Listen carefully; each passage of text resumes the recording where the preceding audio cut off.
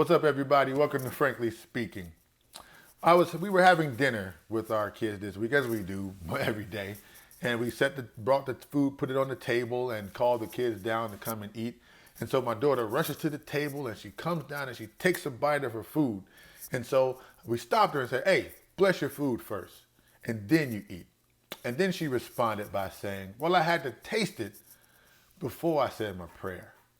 And I was like, "Kid, that was the wrong order. You can't taste it before you bless it. You have to bless it before you taste it." And even though I said that in a funny way, it actually made me think about our walk with God, that oftentimes we try to taste things before we ask God to bless it.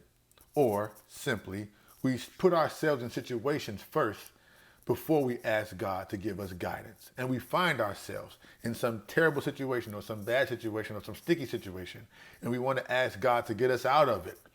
But we should have gotten the order right the first time. You know, last week I gave you my favorite scripture. Trust in the Lord with all your heart and lean not to your own understanding. But that second part of that scripture, next verse says, "In all your ways acknowledge him and he will direct your path."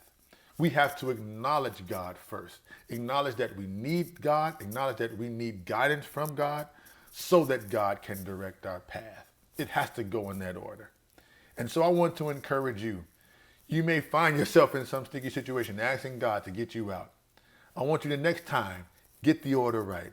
God, show me first, and then I can step into this thing. Guide me, and I can move forward. So be encouraged. So we must get this order right. Don't taste it before you bless it. I'm Frank, and this is Frankly Speaking.